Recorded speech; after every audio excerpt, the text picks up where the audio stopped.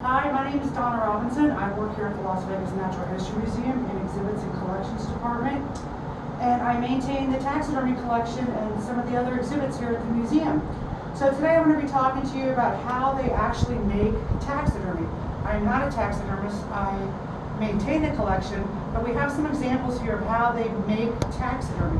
So a lot of people think that taxidermy is stuffed, and it's not really stuffed. It hasn't been stuffed for a long time. They did used to stuff it, but now they use these styrofoam forms to make taxidermy. So this happens to be a bobcat form, and you can get a form in any shape or position that you would like. So this is a standing form of a bobcat. This is what an average bobcat would look like. They take the skin of a bobcat. This is a real bobcat skin, and it's been tanned and processed. Then they drape it onto the form of the animal. They position it so it fits into a lifelike position. They usually sew it up the middle to hold the form on. Then they would add eyes, and if the mouth was open, they'd add a mouth. So this is another example of how they do taxidermy. This happens to be a coyote head form. These are the plastic jaws and teeth. So if the mouth is open in an open position like this, they would put the whole form into the mouth for the soft palate and the teeth.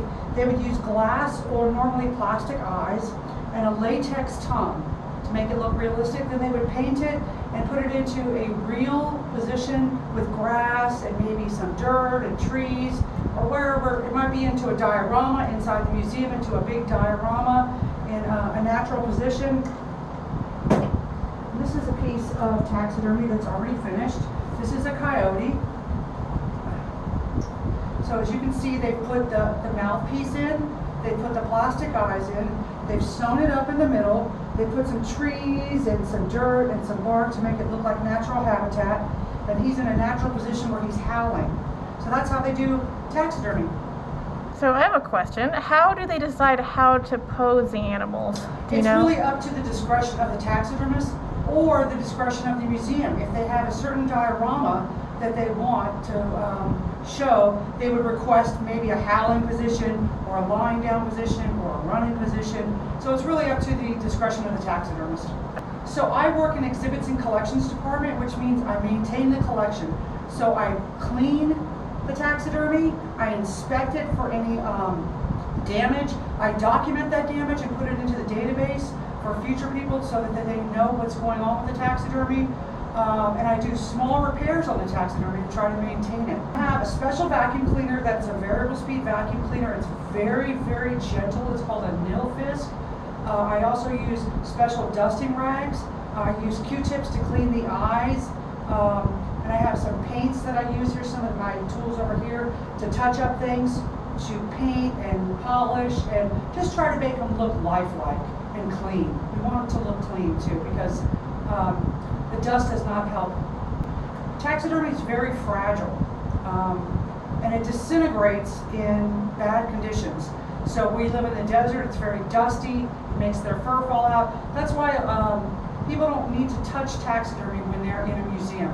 This is an education piece. It's been deaccessioned, so you can't touch it, and the kids do touch it when they come on field trips. We do have some pieces you can touch, but it's very bad because the oils on your fingers make the fur and feathers, if it's a bird, for example a duck, fall out. So it's very fragile, and it needs to be maintained. And if you take care of taxidermy, it can last for hundreds of years. We do have examples of taxidermy all over the world, especially the Chicago Field Museum, where there's taxidermy that's 100 years old because they've taken very good care of it. So I just like to preserve. I have a passion for history, and I want to preserve it for the future. So, and I like to talk about taxidermy to the kids too, because they always think that it's stuffed. So sometimes I think it's like they're stuffed animals at home, but there's really no stuffing inside. It's a hard plastic form inside.